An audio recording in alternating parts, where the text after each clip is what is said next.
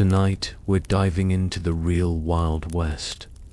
Not the Hollywood version with its heroic cowboys and dramatic showdowns, but the gritty, dangerous reality where survival was never guaranteed. You might think you're tough enough to handle it, but trust me, there's a reason they called it wild. If you're enjoying these stories, I'd really appreciate a quick like or even a subscribe. It helps more than you know. I'm always curious where you all are listening from, so drop a comment with your location and what time it is there. Love seeing our little global community connect through these stories. Now, dim the lights. Maybe turn on a fan for that soft background hum, and let's ease into tonight's journey together. We're going to explore why you might not survive even a single day in the untamed American frontier. Congratulations, you've just woken up in the American Wild West of the 1870s. The good news, you're about to experience a legendary chapter of history firsthand. The bad news, your chances of survival just drop dramatically. The first challenge hits you before you even open your eyes. The smell, not the earthy, pleasant aroma of nature you might expect, but something far more pungent. The stench of unwashed bodies, animal droppings, and what might possibly be raw sewage hanging heavy in the air. You see, bathing wasn't exactly a priority in the Wild West. Most settlers considered a thorough wash a monthly luxury, and that's being generous. Some went entire winters without a proper bath. Water, was precious out here, and using it to clean yourself seemed wasteful when you needed it for drinking and cooking. As you drag yourself from your bed, which is likely just a straw-filled mattress crawling with bed bugs, you realize how every muscle in your body aches. Life in the 1870s frontier involved constant physical labor from dawn until dusk. There were no weekends off, no vacations, and certainly no ergonomic considerations. Whether you were a farmer, miner, or ranch hand, your body was your primary tool used until it broke down. You might think you work hard in your modern life, but frontier labor was something entirely different. Back-breaking work that left even the strongest people permanently hunched and arthritic by their 30s. Imagine spending 14 hours plowing fields, hauling water, chopping wood, or working deep underground in a mud-haft. No wonder the average lifespan was only about 35 years. Standing on the dusty floor, you notice the chill in the air. If it's winter, your cabin might be 20 below freezing inside. If you had a fireplace, you'd have let it burn down overnight to save precious fuel. Good luck finding central heating or thermal underwear in this century. And if it's summer, well, get ready to sweat through every article of clothing you own. There was no escaping the elements in the Wild West. Speaking of clothing, forget comfort. Men typically owned maybe 2 sets of clothes: rough canvas or denim pants, and cotton shirts that chafed against the skin. Women wore multiple layers regardless of the temperature. Schmezzes, corsets, petticoats, and long dresses that dragged in the dirt. Everything was scratchy, ill-fitting, and rarely cleaned. Those fancy outfits you've seen in Western movies. Pure fiction for the average person. Your stomach growls, reminding you it's time for breakfast. Hope you like beans, biscuits, and coffee, possibly for every meal. The Wild West diet was monotonous and nutritionally deficient. Fresh fruits and vegetables were seasonal luxuries. Meat, when available, was often preserved with salt or smoke because refrigeration didn't exist. Scurvy, a disease caused by vitamin C deficiency, when your gums bleed and your teeth fall out, was common among settlers despite being easily preventable with modern knowledge. You might think the coffee would at least be good. Cowboys always seem to have a pot brewing in the movies, but what you're served barely resembles what you'd recognize as coffee. It's typically boiled to within an inch of its life, bitter beyond belief, and might include crushed eggshells or even salt to reduce the bitterness. Still, the caffeine would help you face the day, so you drink it without complaint before heading outside. You might want to check your shoes for scorpions or snakes that could have sought shelter during the night. It wasn't uncommon for frontier folks to shake out their boots each morning, a habit born from painful experience. One wrong move, and you could be facing a venomous bite miles from any medical help. Stepping outside your cabin, you're immediately aware of how exposed you are. The vast landscape of the American frontier was breathtaking, sure, but it was also unforgiving. Extreme weather could appear with little warning. Blizzards, tornadoes, flash floods, or drought could all mean death for the unprepared. The sky might be clear now, but that could change in minutes. If you settled in a frontier town, you might think civilization offers some protection. In some ways, that's true. In others, it just presents different dangers. Towns in the Wild West were hotbeds of disease. Without proper sewage systems or understanding of germ theory, illnesses spread rapidly through communities. Cholera, typhoid, smallpox, diphtheria, and tuberculosis were constant threats. An outbreak could wipe out half a town in weeks. Speaking of towns, let's say you decide to visit one today. As you approach, you notice there's a distinct lack of the organized layout you might expect. Many Western towns grew haphazardly with buildings constructed wherever convenient, often without proper planning or infrastructure. The streets aren't paved, but are instead dirt tracks that transform into mud pits when it rains and dust bowls when it's dry. The smell hits you again, stronger. Now, horse manure is everywhere because horses are the main transportation. There are no street cleaners or sanitation departments. In some towns, the accumulated waste could be knee-deep in heavily trafficked areas. Flies swarm around you, and you realize why disease spreads so easily here. As you walk down the main street, you pass the saloon, likely one of the busiest establishments in town. Contrary to Hollywood depictions, saloons weren't glamorous places with swinging doors and piano players. Most were crude, one-room affairs with rough plank bars and basic furniture. The liquor served wasn't fine whiskey aged in oak barrels, but raw alcohol often mixed with tobacco juice, pepper, turpentine, or even gunpowder to give it extra kick. A single drink could blind you if you were unlucky. The saloon represents another deadly aspect of frontier life: violence. These establishments were frequently sites of deadly confrontations, not because of formal duels or showdowns, but because of drunken arguments that escalated quickly in a heavily armed society. The romanticized gunfights of Western movies were rare. Most violence was impulsive, messy, and over trivial matters.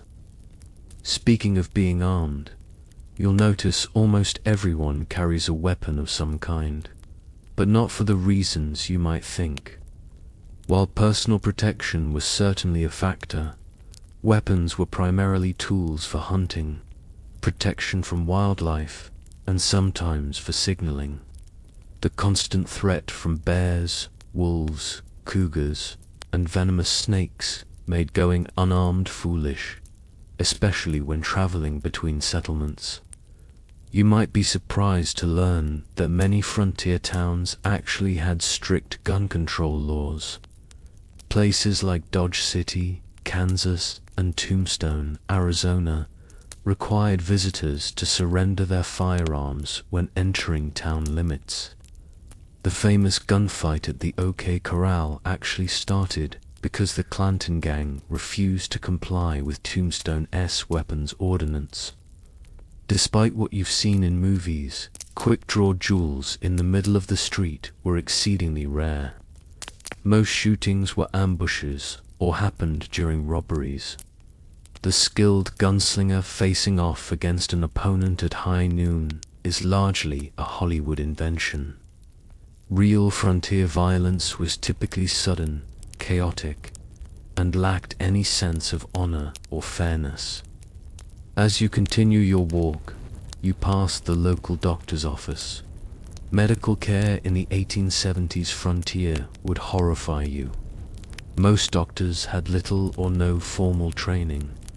Surgical procedures were performed without anesthesia beyond whiskey or morphine, and sterilization was virtually unknown. Something as simple as an infected cut could lead to amputation or death. Common treatments included bloodletting, mercury compounds, arsenic, and other toxic substances that often did more harm than good. Women in childbirth faced mortality rates as high as 1 in 4 in remote areas. Dentistry involved extraction without anesthesia using crude tools. Most people suffered from painful dental issues for years before finally losing their teeth. If you were injured or fell ill on the frontier, your survival often depended more on luck than medical intervention. Even minor injuries could become life-threatening due to infection. Broken bones might never heal properly, leaving frontier folk with chronic pain and disability. The famous phrase, "Only the strong survive," had literal meaning in the Wild West. Your stomach growls again, and you realize it's time for lunch. You head to the local restaurant, which is likely just an extension of someone's home where meals are served for a fee. The food isn't any more varied than your breakfast. Meat is tough and often spoiled. Despite heavy smoking or salting, vegetables, if available, are overcooked to mush. Food safety standards don't exist, so dysentery and food poisoning are common occurrences. Or, while eating, you overhear conversations about recent Indian attacks, outlaw gangs, or the danger of traveling alone. While Native American violence against settlers was far less common than portrayed in popular culture. In fact, settlers and the US military were far more likely to be the aggressors. The frontier was still a place of conflict. The systematic displacement of indigenous peoples created tensions that sometimes erupted into violence on both sides. As for outlaws, they were a genuine threat, particularly in remote areas. Law enforcement was sparse, with a single sheriff sometimes responsible for thousands of square miles. In many places, justice was handled through vigilante action rather than formal legal proceedings. Lynch mobs were common, and the concept of innocent until proven guilty often didn't apply. If you were accused of horse theft or cattle rustling, you might find yourself hanging from a tree before sunset. Regardless of your actual guilt or innocence, after lunch, you decide to visit the local general store to stock up on supplies. The prices shock you. Basic necessities cost far more on the frontier than back east. due to the difficulty and expense of transportation. A simple can of peaches might cost the equivalent of $20 in today's money. Many settlers spent most of their income on essential supplies with little left over for comfort or luxury. The store offers another glimpse into frontier reality, the isolation. Mail delivery was infrequent and unreliable. Newspapers might be weeks or months out of date. Information traveled slowly, and you might go years without news from family back east. Many settlers never saw their relatives again after moving west. The psychological toll of this isolation contributed to high rates of depression, alcoholism, and suicide among frontier populations. As the afternoon wears on, you notice dark clouds gathering on the horizon. Weather on the frontier wasn't just uncomfortable, it could be deadly. Without modern forecasting, storms arrived with little warning. Blizzards could strand travelers, leading to freezing deaths. Tornadoes destroyed entire communities with no emergency services to assist survivors. Flash floods washed away wagon trains. Droughts ruined crops and caused starvation. If you were lucky enough to have a proper home, it provided minimal protection. Most frontier dwellings were hastily constructed from whatever materials were available. Sod houses on the plains, log cabins in forested regions, or simple wooden structures in towns. None were particularly effective against extreme weather. Winter temperatures inside could drop below freezing. Summer heat was often unbearable, especially in attics or upper floors where many people slept. As the storm approaches, you decide to head back to your cabin before it hits. On the way, you pass a group of men heading to work at the local mine. Mining was one of the deadliest professions on the frontier. Underground cave-ins, toxic gas exposure, explosions from improperly handled blasting powder, and machinery accidents claimed countless lives. Miners also suffered from long-term health issues like black lung from coal dust, or mercury poisoning from gold processing. Even if you avoided mining, few frontier occupations were safe. Farming involved dangerous equipment with no safety features. Ranching meant working with unpredictable animals weighing hundreds of pounds. Logging had one of the highest fatality rates of any profession. Whatever you did to make a living, your risk of serious injury or death was exponentially higher than in the modern world. You make it back to your cabin just as the rain begins to fall. The roof leaks in several places, and you place buckets to catch the water. This is a good opportunity to refill your drinking water. As clean water was scarce and precious, many frontier settlers drank from the same sources used for washing and watering livestock, leading to waterborne illnesses that could quickly turn fatal. As you sit in your leaky cabin listening to the rain, you reflect on how different reality is from the romanticized version of the Wild West. There were no heroes or villains, just people struggling to survive in incredibly harsh conditions. The fact that anyone made it through is testament to human resilience and determination. Night falls early as you have no electricity. Candles and oil lamps provide minimal illumination, and you're careful with them. Fire was a constant danger in frontier homes. A single spark could mean losing everything with no fire department to call for help. Many towns burned to the ground at least once in their history. You prepare for bed, exhausted from just one day in the Wild West.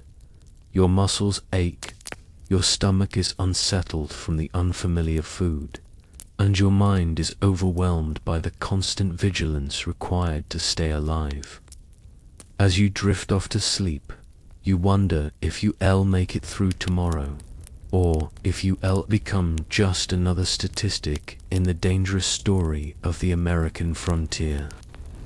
The wind howls outside your cabin, a haunting reminder of how small and vulnerable humans are against the vastness of the untamed wilderness.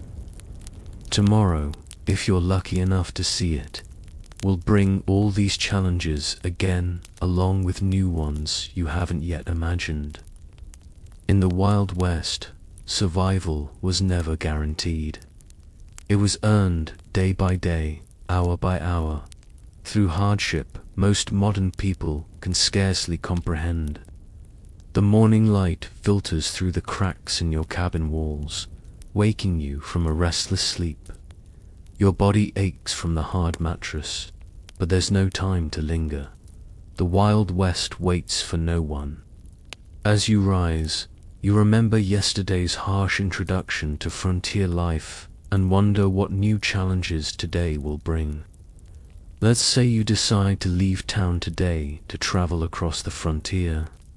Whether you're heading to another settlement, joining a wagon train west, or simply exploring, travel in the 1870s was an entirely different experience than what you're used to.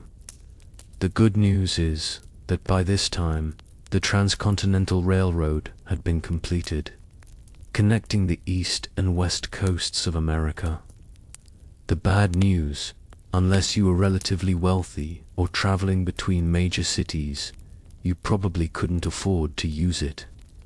Most frontier folks traveled by horse, wagon, or simply on foot. If you owned a horse, consider yourself fortunate. Horses were expensive to buy and maintain, putting them out of reach for many settlers. A good horse might cost the equivalent of several months' wages. Then you needed saddles, bridles, feed, and veterinary care. Though veterinary care often meant shooting the animal if it broke a leg or developed certain illnesses, riding itself was no pleasure cruise. Saddles in the 1870s weren't designed for comfort, but for function. Hours in the saddle left even experienced riders with blisters and aching muscles. And if your horse spooked at a snake or sudden noise, which happened frequently, you could easily be thrown, potentially suffering broken bones or worse, miles from any help. If you couldn't afford a horse, you might travel by wagon.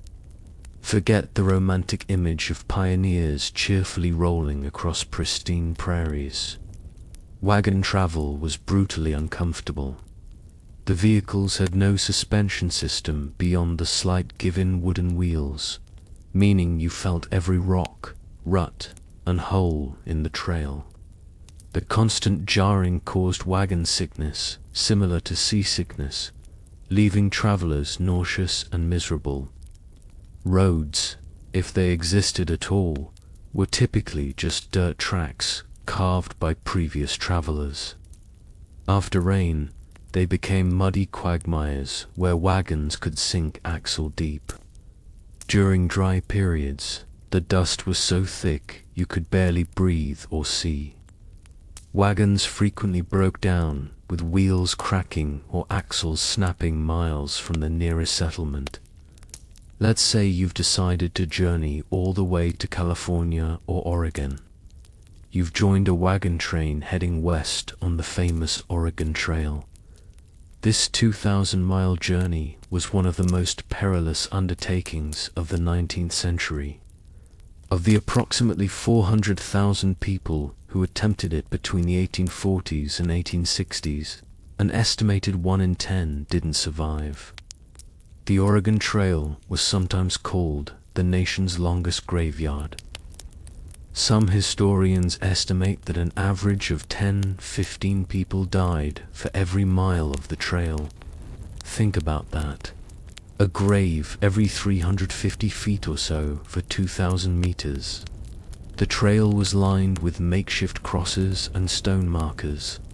many without names, as families were forced to bury loved ones and continue their journey. Disease was the #1 killer on the Oregon Trail. Cholera, a bacterial infection spread through contaminated water, was particularly devastating. This horrible illness, caused severe diarrhea and vomiting, draining the body of fluid so quickly that a person could be healthy at breakfast and dead by dinner. There was no effective treatment available. Wagon trains would sometimes lose dozens of people in a single cholera outbreak. Other diseases like dysentery, typhoid, and mountain fever claimed countless lives. Children were especially vulnerable, with many families losing multiple children during the journey. Medical care was rudimentary at best, often consisting of folk remedies that did little to help and sometimes made conditions worse. Crossing rivers presented another deadly challenge. Wagons weren't designed to float, but pioneers had to cross numerous rivers on their journey west. Some had ferries or fords, but many required the wagon to be floated across like a makeshift boat. Wagons frequently capsized in these crossings, drowning people and livestock and destroying precious supplies. The Platte, Columbia, and Snake Rivers claimed hundreds of lives during the migration period. Contrary to popular belief, attacks by Native Americans were relatively rare. Most tribes were actually helpful to migrants, offering supplies, guidance, and assistance with river crossings. The majority of violent deaths on the trail came from accidents, being crushed by wagon wheels, drowning, or being kicked by draft animals. Firearms accidents were shockingly common, as most travelers were inexperienced with weapons, but carried them for hunting and protection. The psychological toll of the journey was immense. Families buried children, parents, and spouses along the way, then had to continue traveling immediately. There was no time for extended grief on the trail. Each day's delay meant less chance of crossing the mountains, before winter snows made passes impossible. The constant stress, grief, and physical hardship led many travelers to mental breakdown. Suicide was not uncommon among trail migrants. If you somehow survived the journey to California or Oregon, your challenges weren't over. Many arrived at their destination having spent all their money and resources on the journey itself. Families often arrived destitute, malnourished, and ill, only to find that the promised land had its own harsh realities. But let's say you've decided not to travel that far. Perhaps you're heading to a nearby town or settlement instead. Even short journeys in the Wild West presented significant dangers. Travelers might encounter outlaws who saw lone riders or small groups as easy targets, while the frequency of stagecoach robberies was exaggerated in later fiction. They did occur regularly enough to be a legitimate concern. The natural environment posed constant threats to travelers. Flash floods could wash out trails or trap unwary travelers. Summer heat in desert regions could kill through dehydration and heat stroke. Winter blizzards routinely trapped travelers, sometimes leading to freezing deaths or desperate situations like the infamous Donner Party, where survivors resorted to cannibalism to stay alive. Navigation itself was challenging in an era before detailed maps. Travelers relied on vague directions, landmarks that could change or be misidentified, and the experience of guides who sometimes proved unreliable. Getting lost in the wilderness could be a death sentence, especially if your supplies ran low. As you travel today, you notice another aspect of frontier life that movies rarely depict accurately: the stunning diversity of people. The Wild West wasn't populated solely by white cowboys and settlers. It was a meeting ground of cultures from around the world. Chinese immigrants worked as railroad builders, miners, and merchants. Mexican families had been living in the Southwest long before it became U.S. territory. Black cowboys made up as much as 25% of the workforce on some ranches. European immigrants from Germany, Ireland, Italy, and Scandinavia brought their cultures and traditions.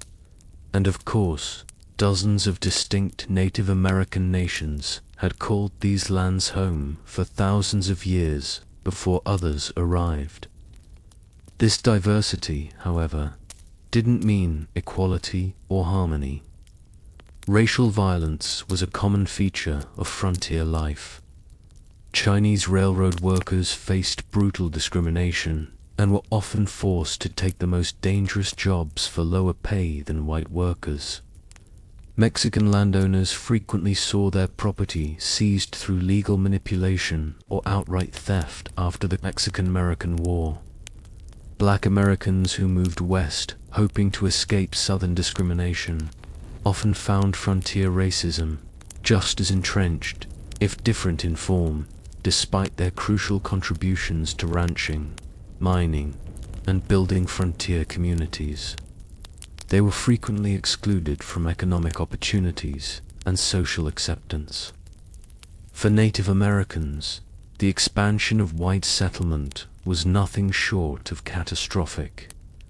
The indigenous population of North America, once numbering perhaps 15 million people, had been reduced to fewer than 300,000 by 1900.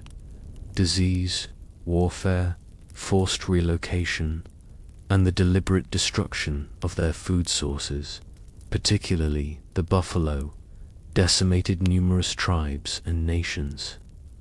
U.S. government policies systematically pushed Native Americans from their traditional lands onto reservations, often in areas with poor soil and few resources. Treaties were regularly broken when valuable resources were discovered on reservation lands. Native children were taken from their families and placed in boarding schools designed to erase their cultural identity. Operating under the philosophy of kill the Indian, save the man, the romanticized cowboys versus Indians narratives of later films grossly misrepresented the complex interactions between settlers and indigenous peoples. Many native nations initially tried to accommodate newcomers and adapt to changing circumstances. Violence typically erupted after repeated treaty violations, encroachment on tribal lands, or deliberate provocations. As you continue your journey, you ponder another group whose experience differed markedly from Hollywood depictions. Women on the frontier, far from the helpless damsels or school moms of Western movies. Frontier women performed incredibly demanding physical labor while navigating restrictive social expectations. On homesteads and farms, women not only handled traditional domestic duties like cooking, cleaning, childcare, and making clothing, but also worked in the fields, tended livestock, and defended the home when necessary. Their workday typically started before dawn and ended well after dark, with few, if any, days of rest. A frontier woman might need to plow fields in the morning, deliver a neighbor's baby at midday, fight off predators threatening the livestock in the afternoon, and still prepare meals and care for her own children throughout. Many women became widows young due to the dangerous nature of frontier life, and had to manage farms or businesses alone while raising children. Despite their essential contributions, women had few legal rights. In most territories and states, they couldn't vote, own property independently if married, or have custody of their children in the event of divorce. Domestic violence was considered a private matter with little legal recourse available to victims. For unmarried women, options were severely limited.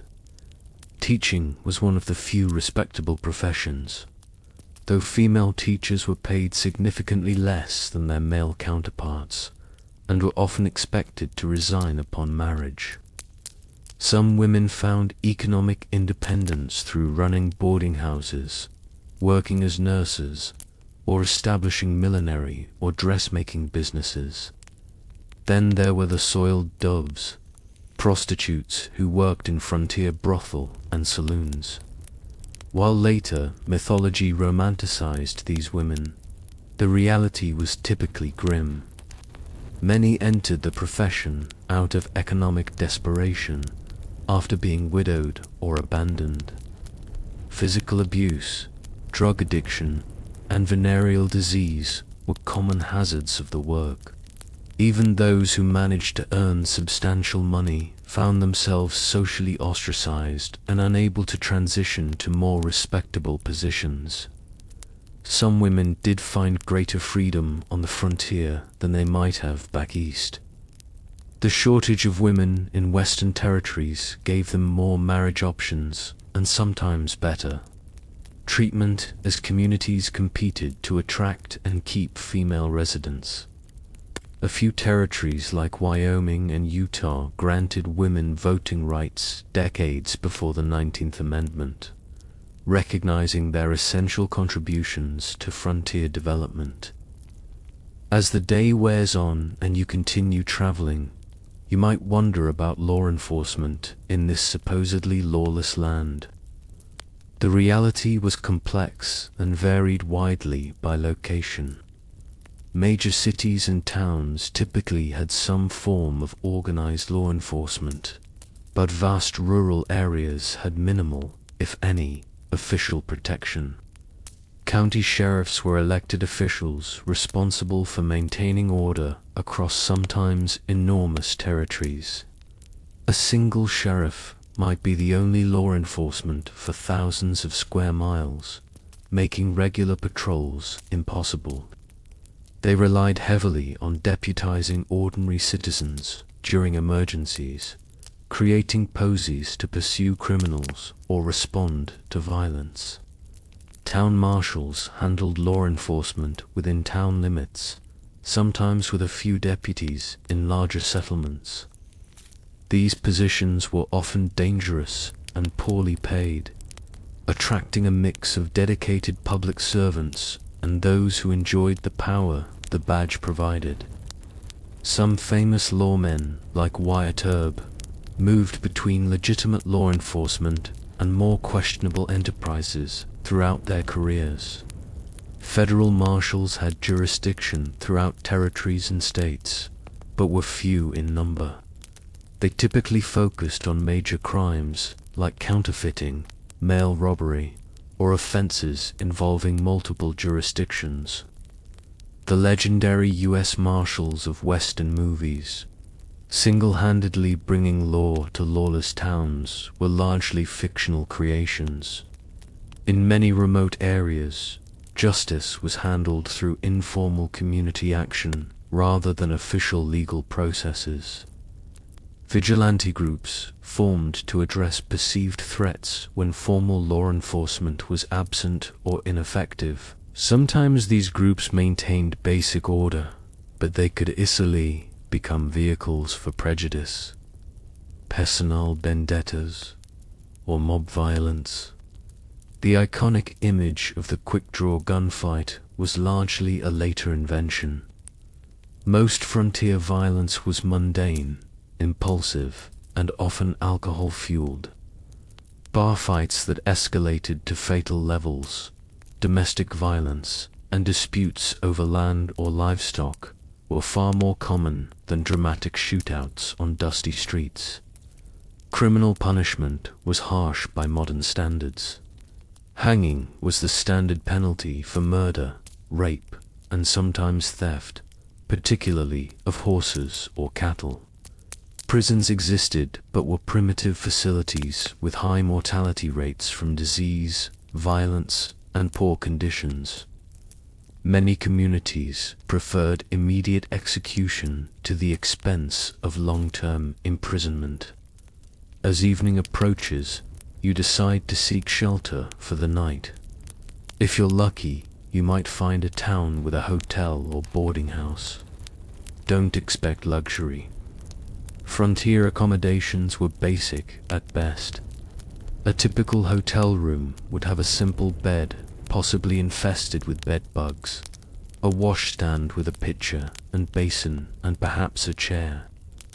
Bathroom facilities would be an outhouse in the back, shared by all guests.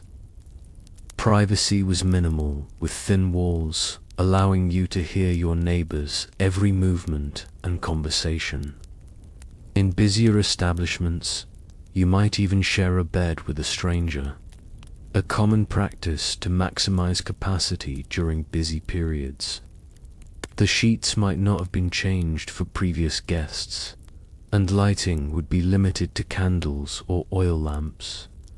A night's lodging would cost between 25 cents and $1, depending on the establishment's quality and location. This represented a significant expense for many travelers, equivalent to several hours' wages for an average worker. Many chose to sleep in stables, barns, or simply under the stars to save money despite the additional risks these options presented. If you were traveling through more remote areas, you'd likely camp for the night.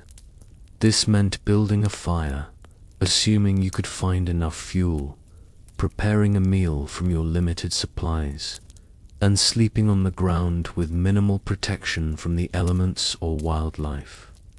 Indigenous peoples, experienced travelers, and military scouts had sophisticated techniques for safe camping, but the average settler often made dangerous mistakes. Proper fire management was literally a matter of life and death. A fire built too large could spark a prairie or forest fire that could consume thousands of acres in hours. One built too small might not provide enough warmth during cold nights, leading to hypothermia. Campfire cooking required skills most modern people lack, often resulting in meals that were simultaneously burnt and raw. As night falls fully and you prepare to sleep, the sounds of the frontier darkness surround you. Coyotes howl in the distance. Unfamiliar birds call. The wind whispers through grass or trees. For people accustomed to modern light and noise pollution, the profound darkness and strange sounds of wilderness nights often triggered intense anxiety. Many travelers slept poorly on the frontier, not just because of physical discomfort, but from fear of the unknown dangers that might lurk in the darkness. Native attacks, though rare, often occurred at dawn when sleepers were at their most vulnerable. Predators, like wolves, bears, and mountain lions, might investigate camps looking for food. Venomous snakes and scorpions sought warm places to rest, sometimes including a sleeper's bedroll. Even if no actual threats materialized, the psychological stress of constant vigilance took its toll. Frontier diaries frequently mention exhaustion, not just from physical labor, but from the mental strain of perpetual alertness. Modern people accustomed to locks, alarms, and the security of dense population would find the vulnerability of frontier sleeping arrangements profoundly disturbing. As you drift towards sleep, you reflect on the day's journey.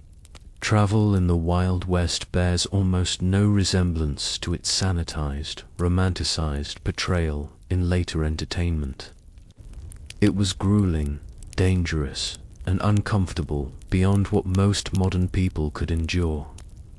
The skills required from Muston, from navigation without maps, to making emergency repairs, to handling firearms safely, took years to develop, and mistakes were often fatal. The darkness deepens, and the sounds of night creatures grow louder. Tomorrow will bring new challenges. If you survive the night, perhaps you'll reach your destination. Or perhaps you'll become just another unmarked grave along the trail. One more statistic in the perilous story of westward expansion. The Wild West forgave no weakness and offered no second chances. Every day survived was a victory against overwhelming odds. The new day dawns on the frontier, and you've somehow survived the night. A victory in itself in the Wild West. As you rub the sleep from your eyes and stretch your aching muscles, you contemplate what direction your frontier experience might take. Today, perhaps you'll try your luck in one of the booming mining towns where fortunes are supposedly made overnight. You've heard stories of the California gold rush, the Nevada silver strikes, and the Colorado mining booms. Tales of ordinary men finding nuggets the size of chicken eggs and becoming wealthy overnight have drawn hundreds of thousands west. What these stories don't mention are the brutal realities awaiting those who chase mineral dreams. Let's say you decide to try your hand at mining. What would that actually entail? First, you'd need to stake a claim, which means finding unclaimed land with potential mineral deposits, increasingly difficult by the 1870s, as the easiest and richest areas were claimed years earlier. If you were lucky enough to find a promising spot, you'd need to register your claim at the nearest government office and pay the required fees, which could be substantial. Then the real work would begin, and it was some of the most physically demanding labor imaginable for placer mining. Searching for loose gold in streams.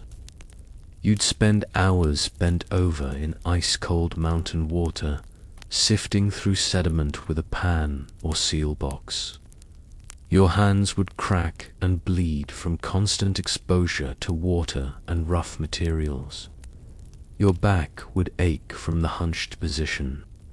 And after all that effort, you'd be lucky to find a few tiny flakes of gold worth pennies. If you ventured into hard rock mining, digging for veins of ore in the mountains, the dangers multiplied exponentially. Tunneling into unstable rock without modern safety equipment or engineering knowledge led to frequent cave-ins that crushed miners where they stood. Poorly ventilated shafts filled with toxic gases like carbon monoxide. Odorless but deadly suffocating miners who had no warning of the danger. Blasting with black powder or dynamite to break through rock was incredibly hazardous.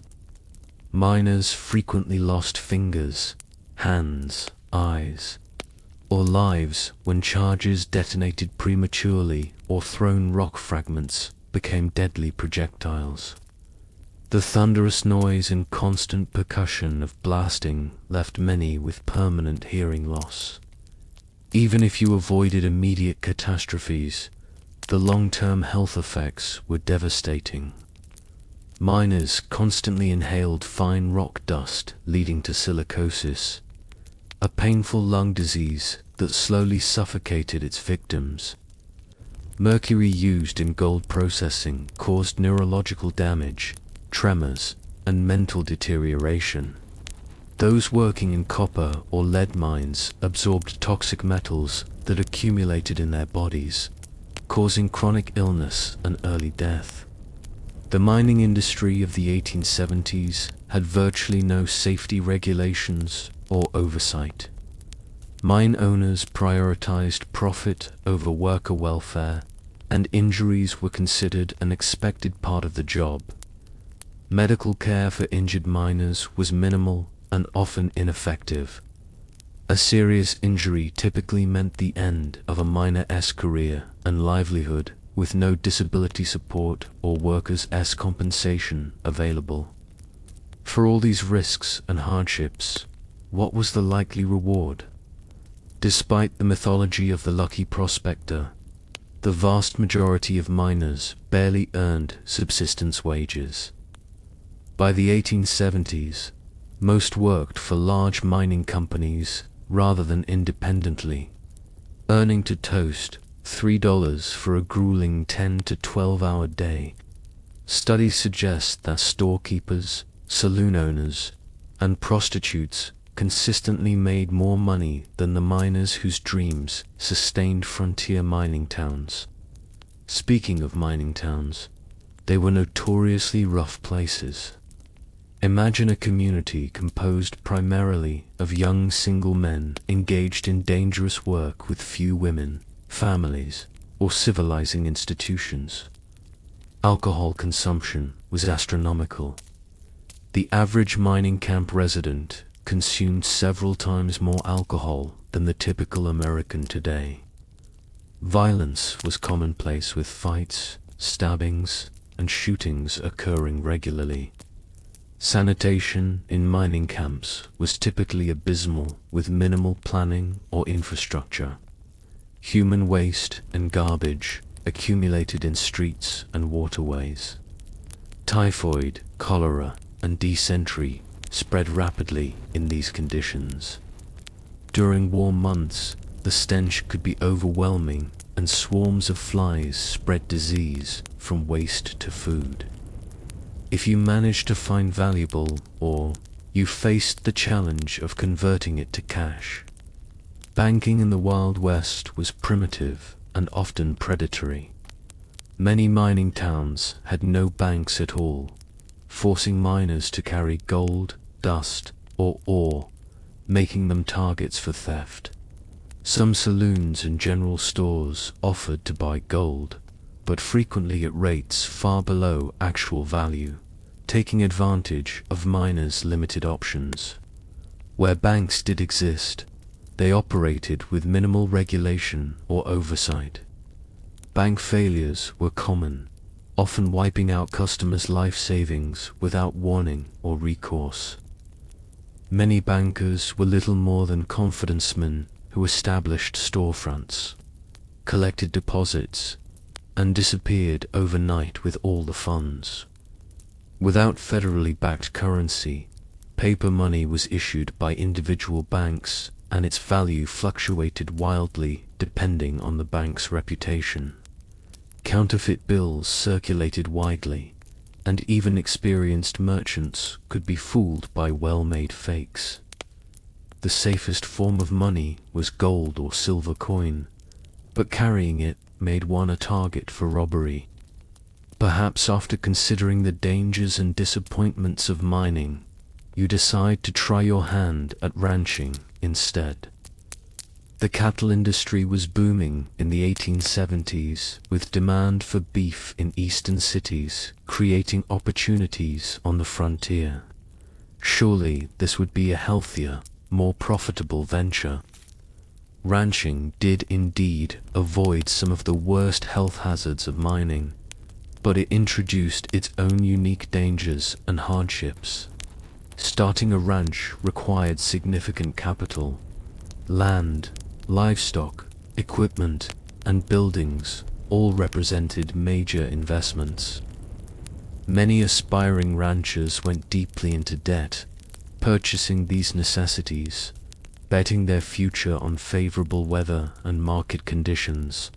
Nature often had other plans. Droughts could wither grazing lands and dry up crucial water sources, forcing ranchers to either watch their cattle starve or sell at devastating losses.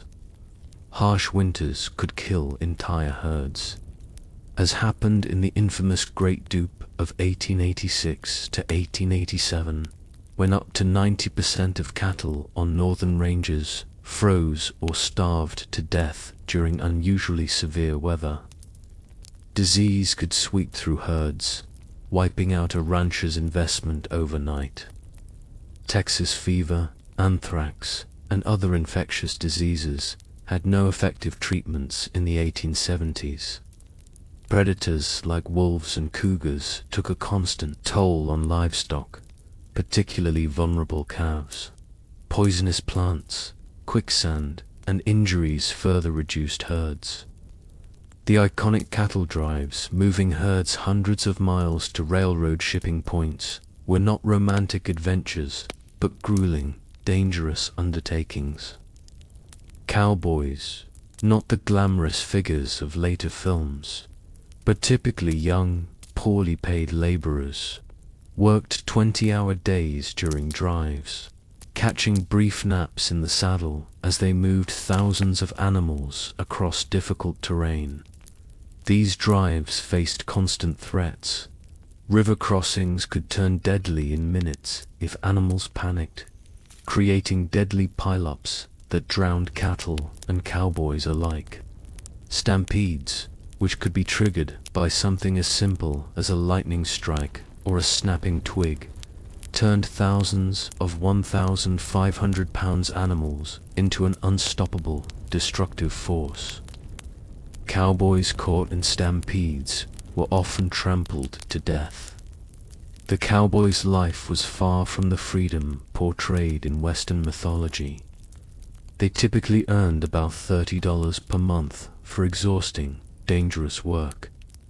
Most were very young men, often teenagers from poor backgrounds with few other options. A significant percentage were black, Mexican, or mixed-race individuals facing discrimination that limited their opportunities elsewhere. Their diet on the trail consisted mainly of beans, salt, pork, and biscuits with minimal fresh food. Medical care was limited to whatever the trail cook might know about folk remedies. Injuries common in such dangerous work often went untreated until they became life-threatening. Many cowboys died young from injuries, exposure, or violence. Perhaps ranching doesn't appeal after all. What about farming? Surely growing food, the most fundamental of human activities, would offer a more stable and less dangerous way of life on the frontier. The Homestead Act of 1862 had opened vast areas of the West to settlement, offering 160 acres free to anyone who would live on and improve the land for 5 years. This seemed like an incredible opportunity, a chance for people with little money to become landowners and build independent livelihoods. The reality proved far more challenging than the promise. First, 160 acres might sound substantial, but in the arid regions that comprised much of the available land, it was often insufficient to support a family. Traditional Eastern farming methods failed in these environments, where rainfall was a fraction of what pioneers were accustomed to.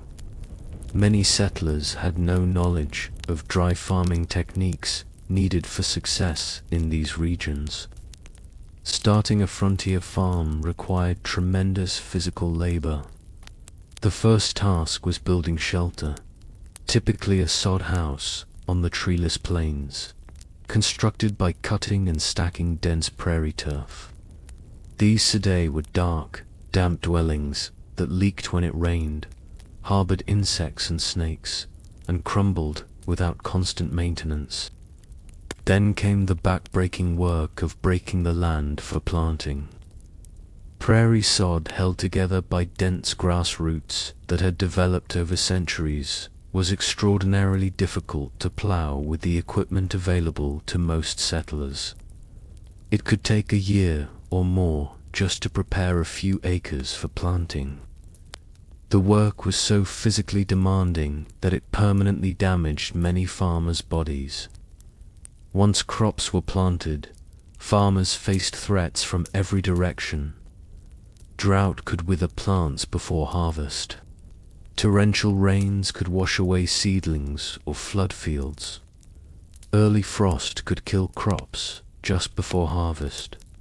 Grasshoppers descended in biblical swarms, consuming everything green in their path, and sometimes even eating the handles of tools left in fields. Disease affected frontier farmers as it did everyone else, but with particularly devastating consequences.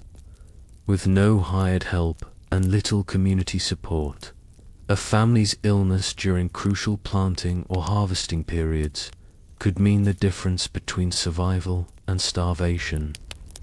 Women often continued working the fields while heavily pregnant or just days after giving birth, risking their health because the work simply couldn't wait. Farm accidents were common and often fatal.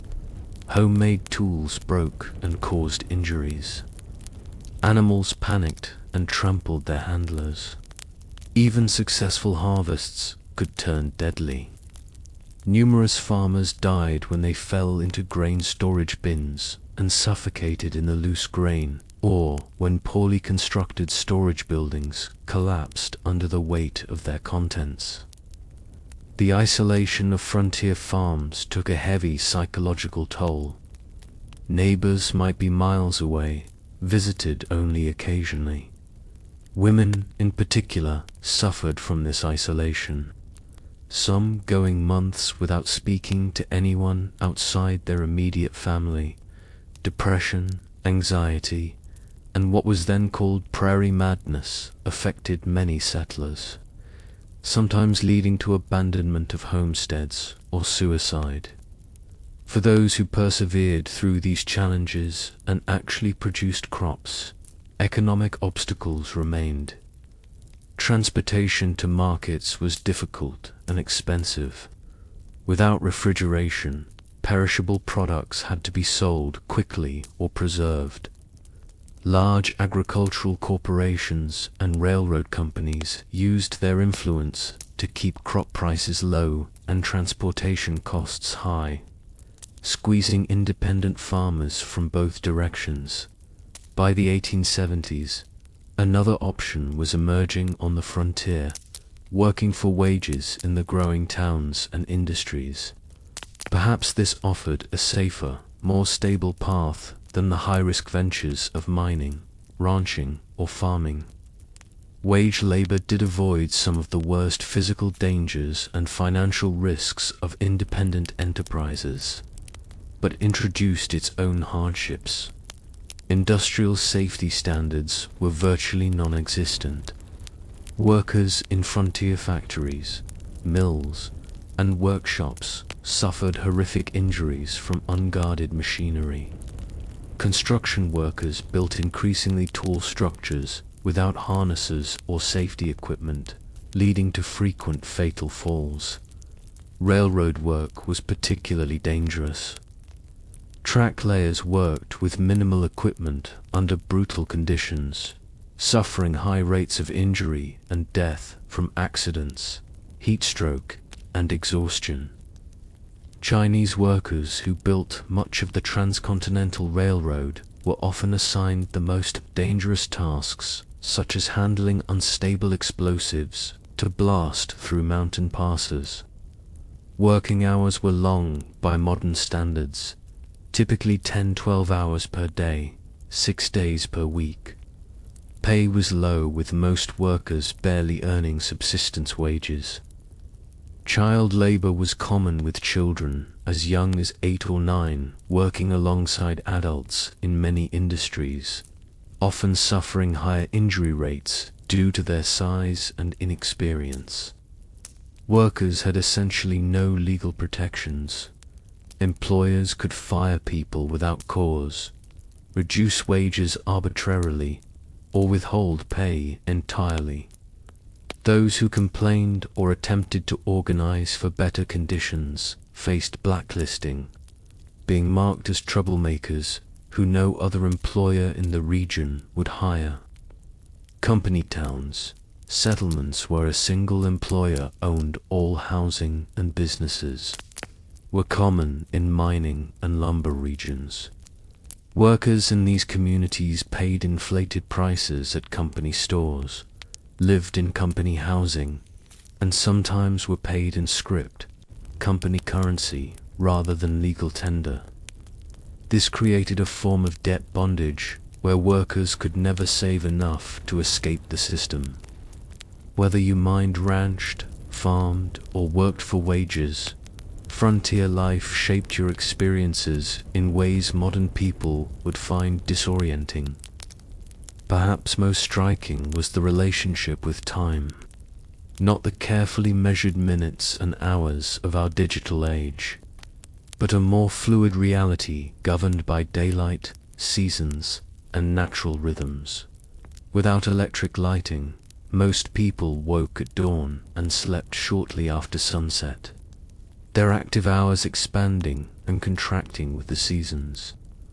Work wasn't measured in 8-hour shifts, but by tasks that needed completion. Fields plowed, cattle moved, or extracted. During harvest or roundup, people might work from first light until well after dark for weeks without a break.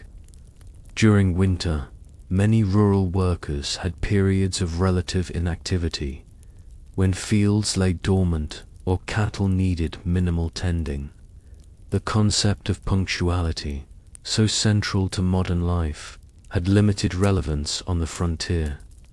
With few clocks and limited need for precise timing in most activities, people operated on approximate schedules.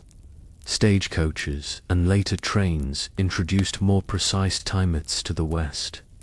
But outside these specific contexts, morning or after dinner were sufficiently specific time designations for most purposes.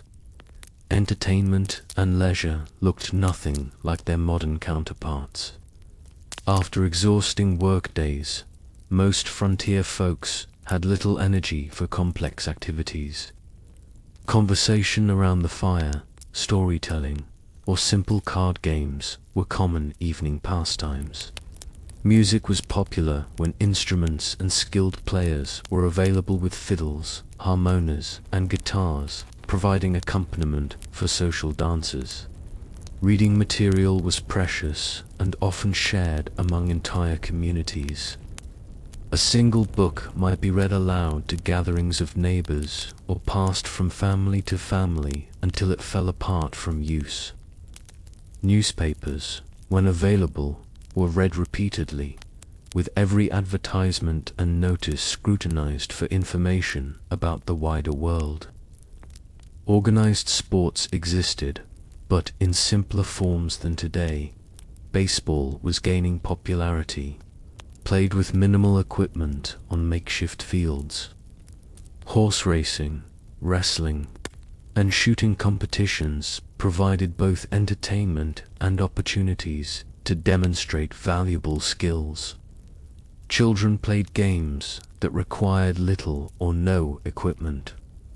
Tag, hide and seek, and variations of stickball that could be played with found objects. Holidays and community celebrations took on great importance as rare opportunities for socializing and recreation. 4th of July celebrations might draw people from miles around for picnics, speeches, games, and dancing. Harvest festivals marked the successful completion of the year's most critical work. Religious holidays provided both spiritual meaning and welcome breaks from routine. As the day draws to a close, you find yourself reflecting on the relentless challenges of frontier life. Every aspect required harder work, involved greater risk, and offered fewer comforts than its modern equivalent. The people who survived and sometimes thrived in these conditions possessed qualities that modern society rarely demands. Extraordinary physical endurance, practical skills applicable to countless emergencies, and psychological resilience in the face of constant hardship and loss. The darkness gathers once more, and with it comes a silence profound enough to hear your own heartbeat. No car engines, no air conditioners, no electronic hums, just the whisper of wind, the chorus of insects, and the occasional call of night birds.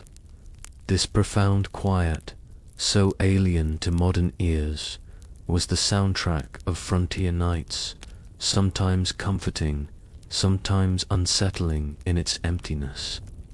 As you drift towards sleep, you wonder if you would have had what it took to survive here, not just for a day or a week, but for years and decades. The people who shaped the American West, for better and worse, were not the idealized heroes of later fiction, but complex individuals facing extraordinary challenges with the limited resources and knowledge of their time. Their story, stripped of romanticism, is one of human endurance against conditions that would break many of us today. The cool night air settles around you like a blanket, and the stars emerge in a display of brilliance impossible to see in our light-polluted modern world.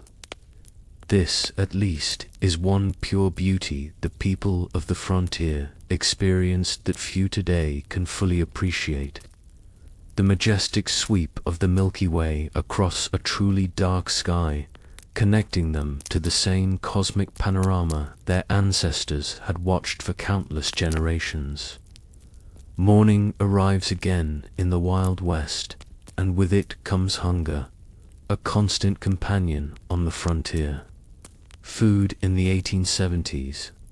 West bore little resemblance to the varied, convenient diet you're accustomed to in the modern world. Let's explore what keeping yourself fed would actually entail in this harsh environment. The good news is that game was still relatively plentiful in many areas. Deer, elk, rabbit, and various birds could supplement your diet if you had the skills to hunt them. The bad news: hunting required ammunition, which was expensive and might be needed for protection. It also demanded time away from other essential work, making it a luxury many settlers couldn't afford during busy seasons. Most frontier families relied heavily on foods they could grow, preserve, or purchase in bulk. The staples of the frontier diet were beans, corn, and pork, dense in calories, but monotonous and nutritionally incomplete. Fresh fruits and vegetables were available only in season, a few months at most, and winter diets often contained no fresh produce whatsoever. This lack of dietary variety led to widespread nutritional deficiencies. Scurvy caused by vitamin C deficiency was common during winter and early spring when no fresh produce was available. The symptoms: bleeding gums, loosening teeth, joint pain, and eventually death were well known, but difficult to prevent with available resources. Other deficiency diseases affected growth in children and caused various chronic health problems in adults. Food preservation was a constant challenge and critical survival skill. Without refrigeration, meat needed to be consumed quickly or preserved through smoking, salting, or drying. These methods deterred bacterial growth, but drastically changed flavors and textures while reducing nutritional value. The heavy salt content of preserved foods contributed to high blood pressure and other health issues. Women spent enormous amounts of time preserving food when it was abundant for use during scarce periods. Vegetables were pickled in vinegar or fermented. Fruits were dried or preserved with sugar if available. Root vegetables might be stored in root cellars, underground spaces that maintained cool temperatures. These preservation efforts were not optional activities, but essential survival work that could determine whether a family would eat during winter. Food storage presented its own problems. Properly prepared, preserved foods could last months or even years. But improper techniques led to spoilage and potentially deadly food poisoning. Additionally, stored food attracted pests. Rats, mice, and insects consumed portions of most stored food supplies, and their droppings contaminated what remained. Most frontier families simply accepted a certain amount of insect parts and rodent droppings in their flour, beans, and other staples as unavoidable. Cooking itself was far more labor-intensive than modern people can easily comprehend. Meals were prepared over open hearths or wood-burning stoves that required constant attention and fuel. In wood-scarce prairie regions, women and children might spend hours gathering buffalo chips, dried manure, or twisted grass to burn as cooking fuel. Water had to be hauled from wells or streams, often hundreds of pounds per day, for cooking, cleaning, and drinking. Even with these efforts, meals lacked the variety and flavor profiles modern people expect. Spices were expensive luxuries, used sparingly, if at all. Sugar and coffee were treasured items, often hoarded for special occasions. Fresh milk was available only if a family kept a cow, and for only part of the year when the cow was producing. Most frontier children grew up with simple, repetitive diets that would horrify modern nutritionists. Interestingly, despite these limitations, obesity was rare on the frontier. The combination of limited food supplies, minimal sugar consumption, and constant physical labor kept most people lean. However, this leanness wasn't necessarily healthy. Many frontier folks suffered from malnutrition even when they had sufficient calories to sustain their work. Beyond basic survival needs like food, frontier life presented unique challenges for families raising children. If you had been born in the Wild West, rather than just visiting it, your childhood would have been dramatically different from modern experiences. Childhood itself was conceived differently in the 19th century. Children, as young as 6 or 7, were expected to contribute meaningful work to family survival, not as educational chores, but as essential economic contributions. Young children minded livestock, gathered eggs, picked vegetables, watched younger siblings, and helped with countless other tasks that freed adults for heavier work. By age 10 or 12, most frontier children worked alongside adults at nearly adult capacity. Boys followed fathers into fields, barns, or workshops, learning skills through direct participation rather than formal instruction. Girls worked with mothers, learning the complex domestic skills necessary for frontier homemaking, not simple housekeeping, but the production of essential goods like clothing, preserved food, candles, and soap. This early adulthood extended to other areas of life. Children were not sheltered from the harsh realities around them. They witnessed births, deaths, slaughtering of animals, and the sometimes violent conflicts of frontier communities. They were expected to understand and adapt to these realities, rather than being protected from them. Education, as modern people understand it, was limited and inconsistent on the frontier. In established towns, schools might operate for a few months each year, typically during winter when agricultural work was minimal.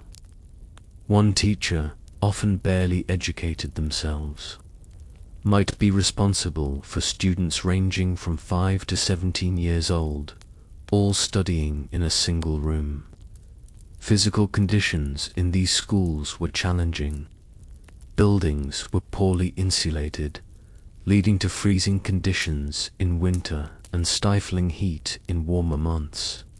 Supplies were minimal, perhaps a few shared textbooks, slates for writing that had to be constantly erased and reused, and minimal paper that was treated as a precious resource.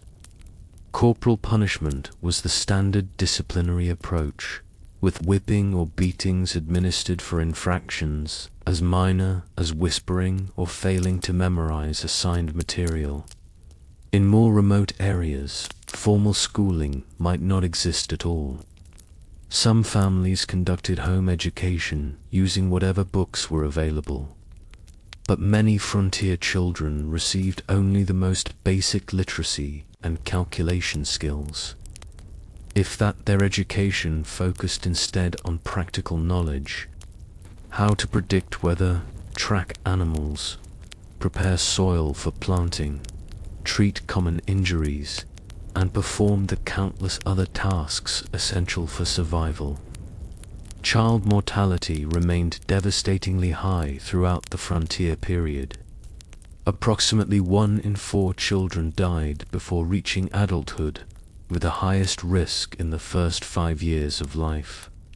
Diseases that modern medicine easily prevents or treats: measles, diphtheria, scarlet fever, whooping cough, routinely killed or permanently disabled young children.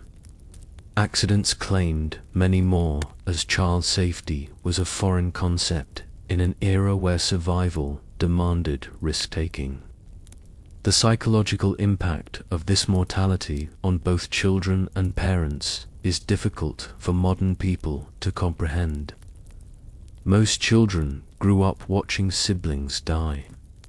Parents expected to lose children and often gave the same name to a subsequent child if an older sibling died young, a practice that seems strange today, but reflected the different relationship with mortality in an era when death was an everyday presence.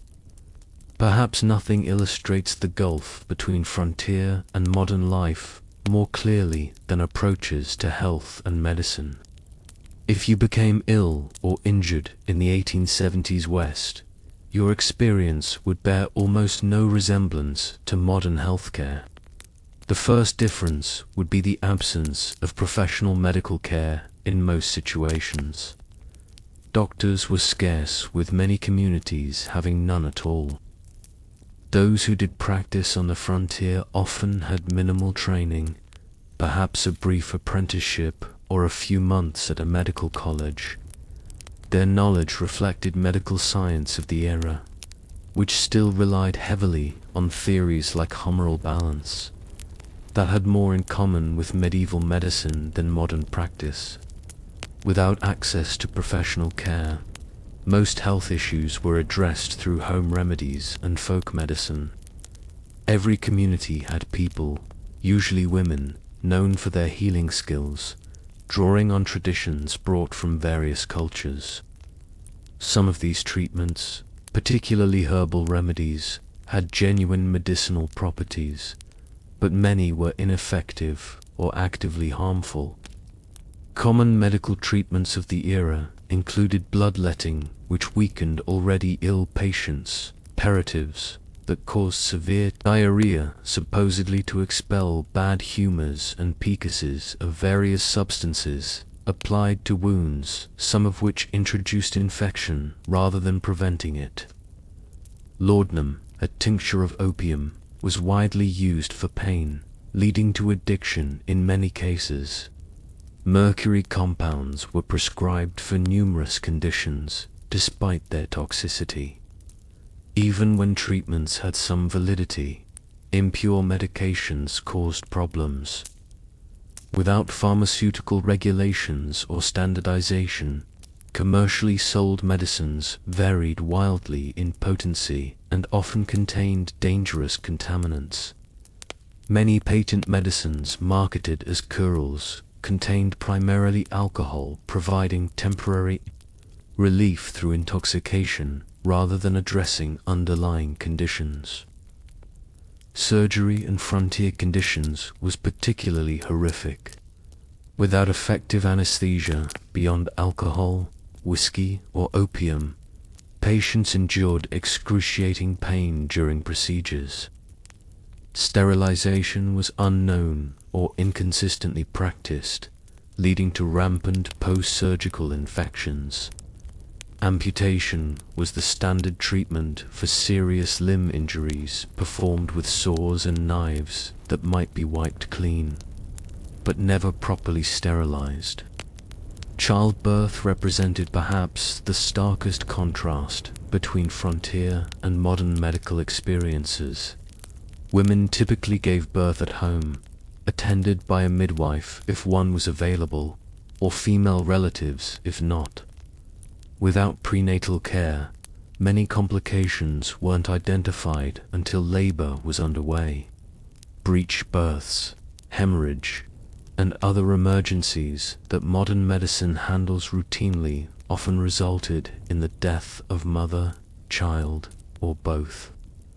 Maternal mortality rates on the frontier were approximately 1 death per 100 births, more than 100 times higher than in developed countries today. Many women approached each pregnancy knowing it might be their last experience in life. Men's diaries and letters from the period frequently mention the heartbreaking reality of raising children alone after losing wives in childbirth.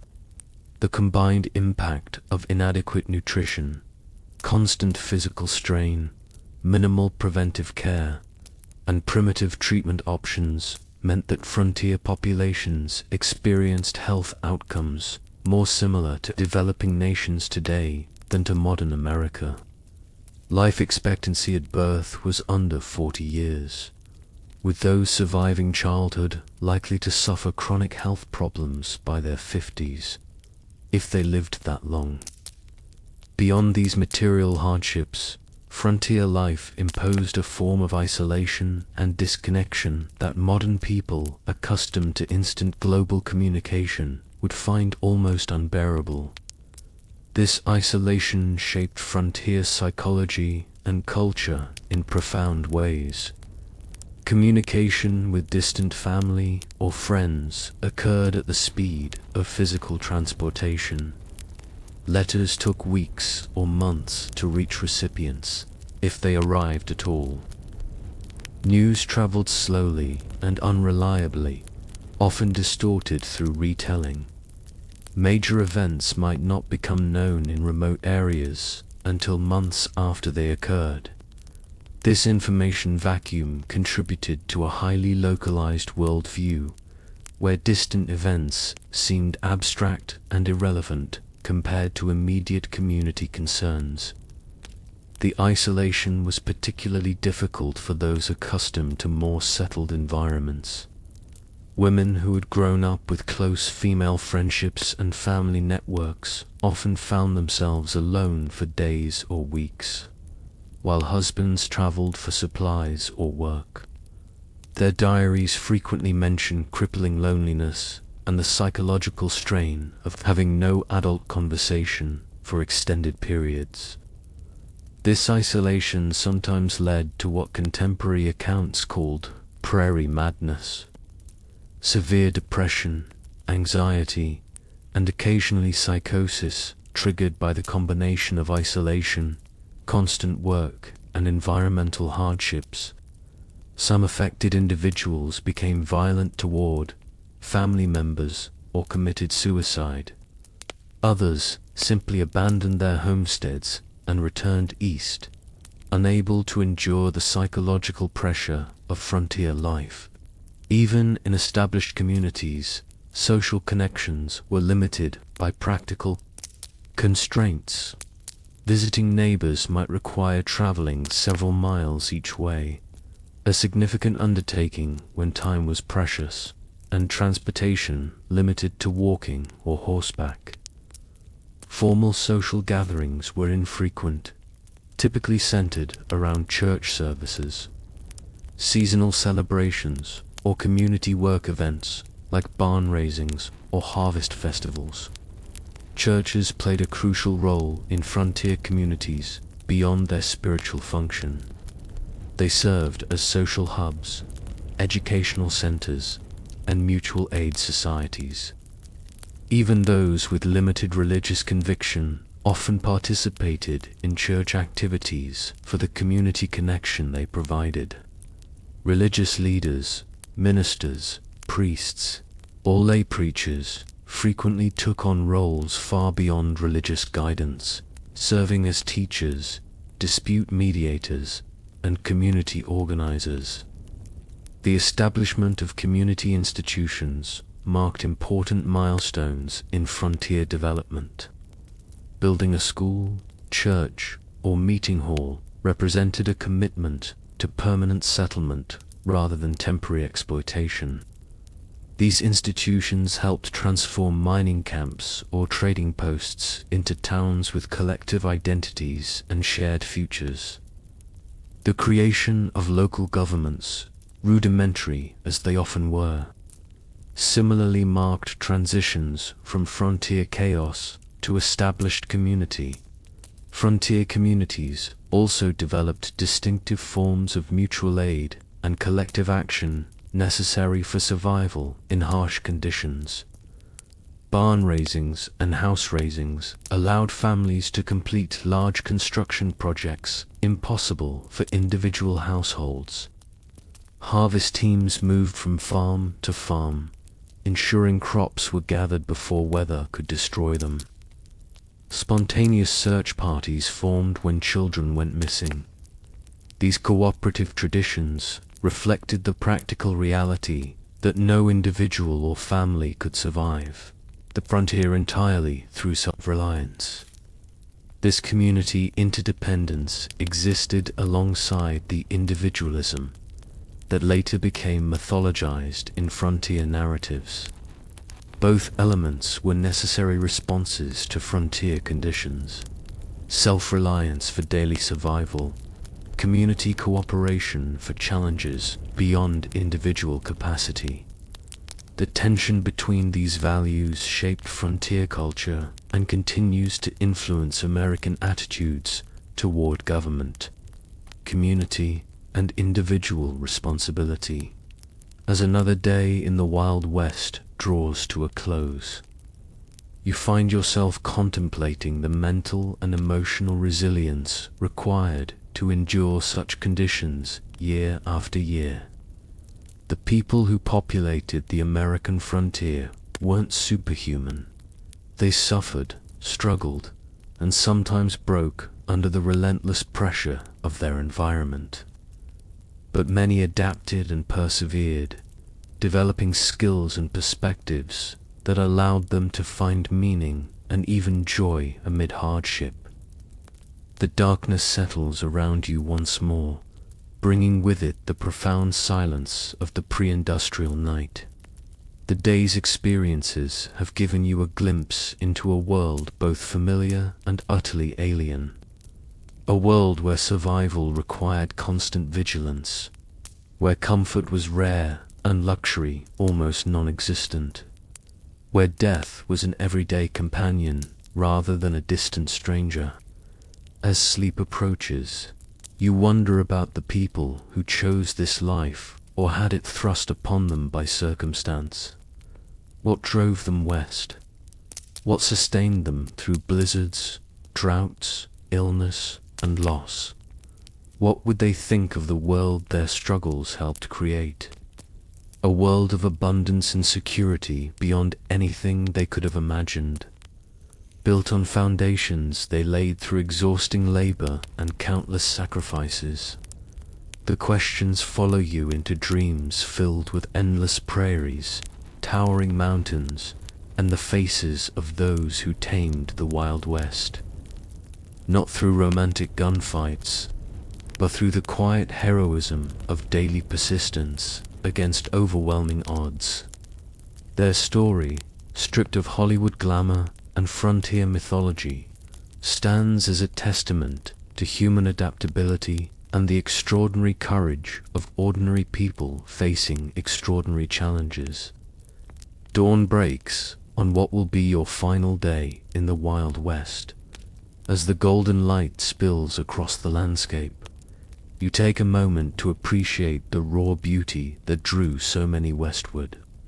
Despite the dangers and hardships, the frontier was a place of stunning natural grandeur. Vast prairies rippling like oceans, mountains scraping the sky, canyons plunging into the earth's depths. This beauty, at least, wasn't a Hollywood invention. But even this relationship with the natural world differed profoundly from modern environmental perspectives.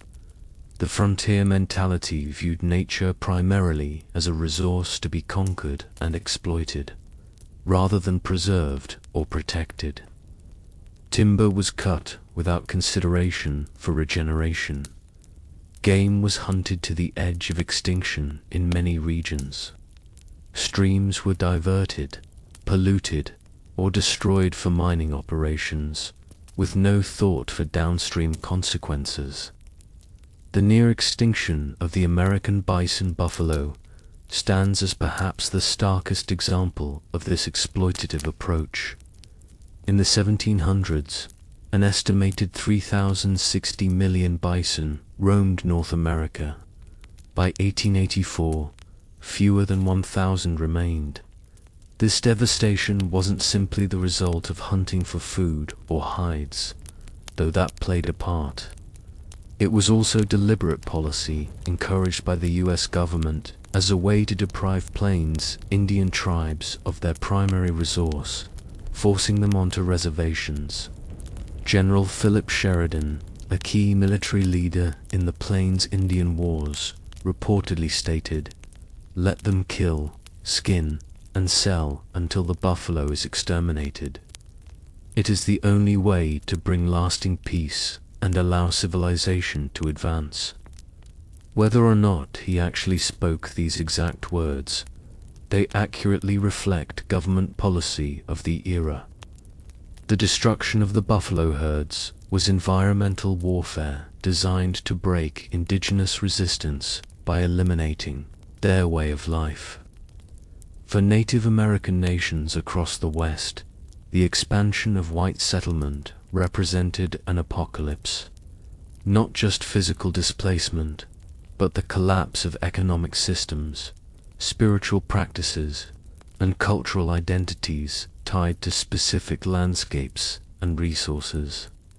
While early interactions sometimes involve trade and cooperation, by the 1870s, most indigenous groups faced stark choices: confinement on reservations, continued resistance against overwhelming odds, or cultural assimilation. The reservation system itself represented a form of cultural genocide. Native children were forcibly removed from families and sent to boarding schools designed to kill the Indian and save the man. As Captain Richard H. Pratt, founder of the Carroll Indian Industrial School, infamously stated, these children had their hair cut short, were forbidden from speaking their languages, practicing their religions, or maintaining their cultural identities. The intergenerational trauma from these policies continues to affect Native communities today. Armed resistance against American expansion almost invariably ended in defeat, though some groups maintained independence longer than others. The Battle of the Little Bighorn in 1876, where combined Lakota, Northern Cheyenne, and Arapaho forces defeated Lieutenant Colonel George Armstrong Custer's 7th Cavalry, represented one of the last major indigenous victories. The subsequent military campaigns against these tribes were marked by increasing brutality, including attacks on villages and the killing of women and children. The tragedy of this cultural collision was heightened by the fact that many native nations had sophisticated agricultural systems, complex governance structures, and rich cultural traditions that could have offered valuable knowledge to European settlers.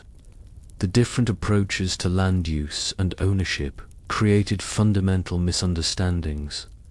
Many native groups could unconceive of owning land any more than one could own the air or stars, making treaty negotiations over territory fundamentally problematic from the start.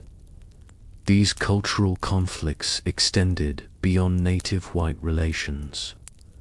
The West was extraordinarily diverse, with communities from around the world bringing different languages, religions, customs, and approaches to frontier life. This diversity was both a strength, introducing varied skills and perspectives, and a source of tension in communities struggling with scarce resources and limited infrastructure. Chinese immigrants, who played crucial roles in building the transcontinental railroad and developing mining operations, faced particularly severe discrimination. The Chinese Exclusion Act of 1882, the first major American law restricting immigration based on nationality, grew from anti-Chinese sentiment that had festered for decades in Western territories.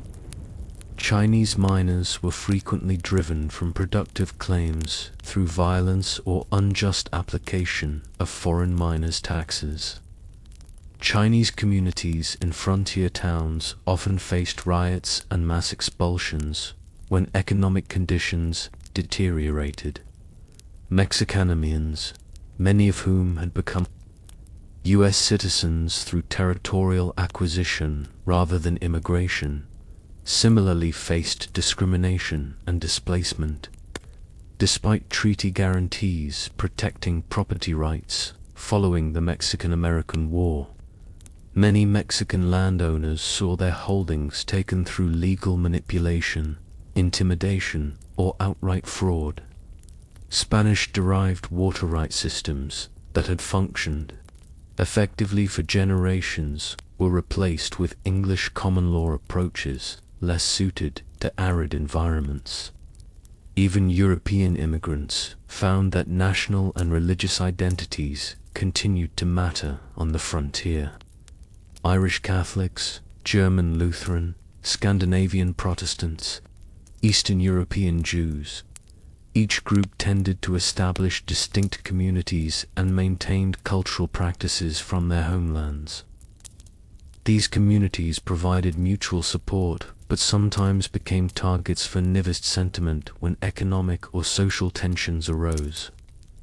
African nomads who moved west after the Civil War hoped to find freedom from southern oppression, but often encountered different forms of discrimination. Black cowboys, who made up approximately 25% of the workforce on some cattle operations, rarely received recognition in contemporary cans or later mythology. Black homesteaders established communities in several Western territories, but frequently faced organized resistance from white neighbors and discriminatory application of homestead laws. The collision of these diverse groups, each with their own values, practices, and expectations, created frontier communities far more complex and conflict-ridden than later romantic depictions would suggest. The melting pot metaphor popularized in later American mythology obscured both the persistent cultural distinctiveness of various groups and the power imbalances that determined whose cultures would be preserved and whose would be suppressed. As the day progresses, you find yourself in a frontier town undergoing rapid transformation. A transition happening across the West during the 1870s and 1880s. The initial phase of settlement, characterized by individual prospectors, independent farmers, and small-scale enterprises, was giving way to more organized corporate development of Western resources. The arrival of railroads catalyzed this transition. The Transcontinental Railroad, completed in 1869, dramatically reduced travel time between East and West from months to days. Subsequent branch lines penetrated previously isolated regions, connecting them to national markets and supply chains. This transportation revolution allowed large-scale extraction of Western resources for Eastern factories and enabled mass-reduced Eastern goods to flood Western markets. These economic connections accelerated the integration of Western regions into national systems, but often disadvantaged small producers. Independent miners couldn't compete with large mining corporations that brought industrial methods and capital investment. Family farms struggled against agricultural enterprises operating on vast acreage. Small ranchers found themselves squeezed by cattle companies with investor backing and political connections. Corporate interests increasingly dominated political as well as economic structures. Railroad companies, mining conglomerates, timber interests, and large landholders exercised enormous influence over territorial and early state governments. Water rights, mineral claims, grazing access, and timber concessions were allocated through processes that typically favored those with financial and political power rather than small operators or community interests. This transition from frontier to integrated region wasn't simply economic, but cultural. The rough-edged mining camp or cattle town gradually acquired institutions that signaled permanence and connection to wider society. Banks, schools, churches, newspapers, theaters, and fraternal organizations. Streets were surveyed and sometimes paved. Wooden structures were replaced with brick and stone buildings. Local governments enacted ordinances regulating behavior that had previously gone ungoverned. For many who had been attracted to the frontier precisely because of its freedom from Eastern constraints, these changes represented unwelcome domestication of the wild spaces they had sought. Some continually moved westward ahead of advancing civilization, seeking new frontiers.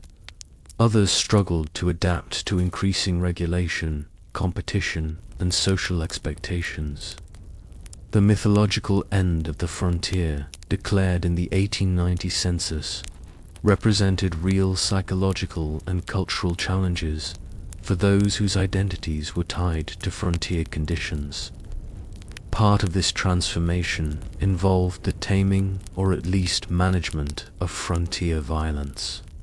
The iconic gunfighters and outlaws, who would later dominate Western mythology, operated in a specific historical window, when formal law enforcement was establishing itself against pre-existing systems of personal and community violence. By the 1880s and 1890s, professional police forces and court systems had replaced vigilante justice in most established communities, though remote areas still saw occasional eruptions of frontier-style conflict resolution. The legendary figures who captured public imagination, Wild Bill Hickok, Wyatt Earp, Billy the Kid, Jesse James, operated in this transitional period, often moving back and forth between legal and illegal activities as circumstances changed. Their later mythologization obscured the complex, often morally ambiguous reality of their lives. Hickok, far from the perfect marksman of legend, shot bystanders in at least 2 gunfights. Earp worked variously as a lawman, gambler, brothel keeper, and vigilante across his career. The Robin Hood image attached to Jesse James ignored his Confederate guerrilla background and the innocent victims of his robberies. As evening approaches on your final day in the Wild West, you find yourself contemplating the gap between frontier reality and the mythology that would later emerge from it. Why did Americans, and eventually the world becomes so fascinated with a romanticized version of this brutal period? What needs did these myths serve, and what truths did they obscure? Part of the answer lies in timing. The most intense period of frontier mythology making occurred precisely as the actual frontier was disappearing. The Wild West shows of Buffalo Bill Cody began in the 1880s, featuring staged reenactments of Indian battles and stagecoach robberies for Eastern audiences, even as railroads, telegraph lines, and formal governance were integrating Western regions into mainstream American society. These performances weren't meant as accurate historical recreations, but as entertainment that resonated with Eastern ideas about the West. The dime novels that popularized exaggerated tales of Western heroes originated not on the frontier, but in Eastern publishing houses written by authors who rarely had first-hand experience of the regions they described. These formulaic stories emphasized action, clear moral distinctions between heroes and villains, and a vision of the West as a testing ground for American virtues of self-reliance, courage, and individualism. Later, Hollywood Westerns further refined and amplified these mythological elements, creating iconic images of lone cowboys, heroic sheriffs, dastardly outlaws, and savage Indians that bore little resemblance to historical reality. These films served psychological and cultural functions beyond entertainment. They offered reassuring narratives about American identity during periods of rapid social change and international challenges. The mythology suggested that American character had been forged in frontier conditions, producing exceptional qualities that distinguished the nation from older societies. It implied that American expansion across the continent had been not just inevitable, but morally justified, a triumph of civilization over wilderness and progress over primitive cultures. It presented simplified moral frameworks where good invariably triumphed over evil through righteous violence, justifying America's growing military and economic power on the world stage. What these myths obscured was the complex, morally ambiguous reality of Western development. The genocide of indigenous peoples, the exploitation of immigrant labor, the environmental devastation, the corporate manipulation of political systems, and the deeply divided community struggling with fundamental questions about identity, governance, and resources. The real West offered no simple moral lessons, but rather a case study in how human societies adapt to challenging conditions, sometimes showing remarkable cooperation and creativity, sometimes descending into exploitation and brutality, as darkness falls once more. You reflect on your brief journey through the unromanticized Wild West. You've experienced firsthand why the average person today, accustomed to abundant food, medical care, physical safety, and countless comforts unknown to frontier dwellers, would likely not survive even a single day in the actual conditions of the 1870s frontier. The skills, knowledge, physical conditioning, and psychological resilience required for frontier survival represent a way of life so distant from modern experience as to be almost unimaginable. Yet, something about this world continues to fascinate us. Perhaps it's the raw honesty of a life stripped to essentials, where tasks have immediate consequences and achievements represent tangible victories against natural constraints. Perhaps it's the community interdependence that emerged from shared challenges, creating connections that transcended differences in background or belief. Perhaps it's simply the reminder that human beings can endure and even find meaning in conditions far harsher than most of us will ever face. The legacy of the American frontier extends beyond mythology into the actual structures and systems that shape modern American life. Property laws, water rights frameworks, federal-state relationships, approaches to natural resources, and countless other aspects of American governance emerged from frontier-era compromises and conflicts. The diversity of Western communities, despite efforts at forced assimilation, contributed to the multicultural reality of modern America. Even the continuing tensions between individual rights and collective welfare, local control and national standards, exploitation and conservation have roots in frontier-era debates. For indigenous peoples, the frontier era represents not a glorious chapter in national expansion, but the devastation of ancient lifeways and the beginning of a long struggle for cultural survival and sovereignty that continues today. Their perspective reminds us that the simple triumphalist narrative of Western settlement ignores the complex civilizations that already existed and the incalculable knowledge lost through their disruption.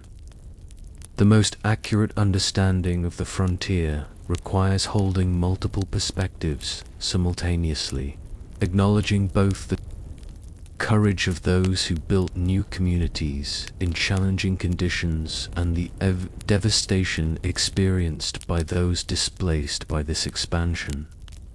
As you drift towards sleep on your final night in the Wild West, the sounds of this earlier America surround you. The whisper of wind through prairie grass, the distant howl of coyotes, perhaps the faint piano notes from a saloon down the street. These sensory experiences, at least, connected all who lived through this era. Regardless of background or circumstance, the vast skies, extreme weather, imposing landscapes, and profound silences shaped everyone who encountered them, creating a shared relationship with the environment, even amid cultural conflicts. Tomorrow, you'll return to your own time, carrying with you a deeper understanding of this pivotal period in American history. You'll never again see a Western film or read a frontier novel without recognizing the sanitized, simplified version of a complex reality. You'll appreciate the extraordinary comfort and security of modern life achieved through technological advances unimaginable to frontier dwellers. You might find yourself more aware of the skills and knowledge lost in the transition to our specialized, technology-dependent society. The practical self-sufficiency that allowed frontier people to build, repair, grow, preserve, and create what they needed with minimal outside support. Most importantly, you'll understand that the real story of the American West is unfound in gunfights and gold strikes, but in the daily struggles of ordinary people, men, women, and children of diverse backgrounds, who faced extraordinary challenges with the limited resources available to them. Their story, without Hollywood embellishment, contains enough genuine courage, tragedy, innovation, conflict, cooperation, cruelty, and kindness to fill countless histories. Their legacy lives in the communities they established, the environmental changes they initiated, the cultural patterns they created, and the myths that grew from their experiences. The real Wild West disappeared long ago, transformed by technology, population growth, economic integration, and environmental change into the modern American West of cities, suburbs, highways, and managed landscapes. Yet, echoes of frontier experience persist in regional identities, local traditions, land use patterns, and governance structures.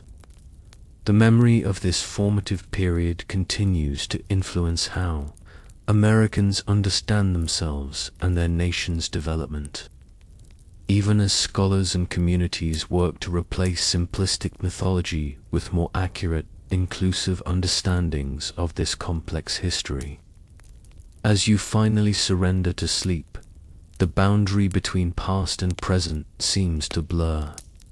The challenges faced by frontier communities, adapting to environmental constraints, managing scarce resources, building functional communities among diverse populations, balancing individual freedom with collective needs, remain relevant in new forms today. Perhaps the greatest legacy of the frontier experience is not a set of answers, but a collection of questions about human adaptation, community formation, and the relationship between people and the natural world. Questions each generation must answer anew as circumstances change. The stars shine brilliantly above. The same stars that guided travelers across the prairie, helped farmers time their planting, and gave comfort to homesick immigrants, far from familiar landscapes. In this moment of connection across time, you feel a fleeting kinship with those who looked upon these same constellations a century and a half ago, wondering what tomorrow would bring in a world where survival was never guaranteed. But life, in all its harshness and beauty, was experienced with an intensity seldom matched in our more comfortable era. Sleep comes at last, and with it dreams of a West, both harsh and magnificent. A place where human vulnerability and resilience were displayed in equal measure, where diverse peoples collided and sometimes cooperated in ways that would shape a nation, and where the daily struggle for existence contained moments of transcendence, connection with landscapes of breathtaking grandeur. The real Wild West, stripped of romantic illusion, offers a window into human experience at its most elemental, challenging, frightening, and occasionally sublime.